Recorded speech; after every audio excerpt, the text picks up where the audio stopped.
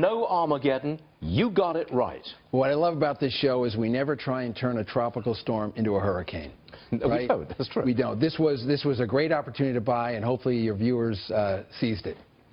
Hopefully, but they should have, that's for sure. Despite the advice of The Economist magazine that the whole world was going to blow up, right? All of the elites said, if the Brits vote to leave Europe, it's a catastrophe. It is Armageddon. It's all the way down.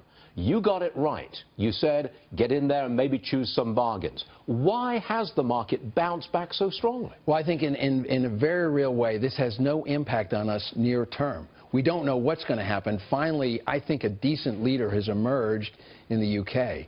But from our market perspective, we're starting to see signs, some green shoots of real growth in our business, and we're starting to see a retreat of volatility. Now, volatility that night was 25, the VIX, the volatility index, sometimes called the fear index.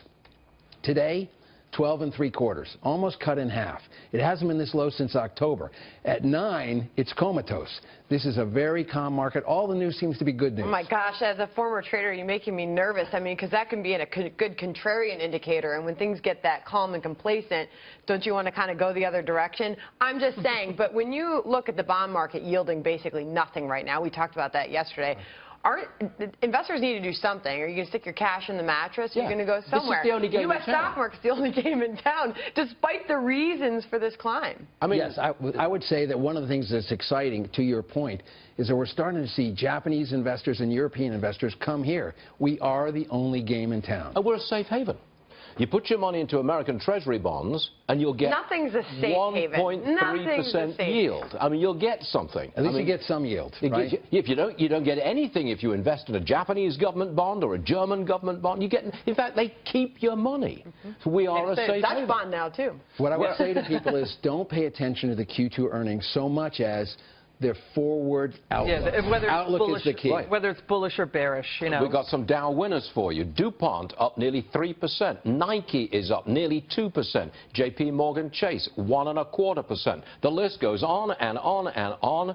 If you've got stocks in your portfolio, you are probably doing quite well. Will you look at Microsoft? Yes, I do own some of it. It's at $53. Gosh, this is the second longest bull market in history. It's been on a steady march since 2009. It's also the Rodney Dangerfield market. It gets no respect still. Look, there is something exciting about money. I'm sorry, that's the way I am. There is something extremely exciting about seeing the Dow Jones average go to the highest level that it has ever been before. Ever before. If you're in it, if you're in the stock market. And you don't look very excited. You're the man who got it right, and you're just sitting there. Well, this is a movie, like I said, we've seen before. And what I would look very carefully is watch the outlook and never bet against a $7 trillion economy. It has its ability to repair. Whoever's in the White House, never bet against an economy. You sound awfully optimistic. What happens when we're not in a record low interest rate environment? Well, that's not going to be for a while. I think the interest rates are going to stay low for a good long time. All right, Peter, don't overdo it. You got it right, okay? Look.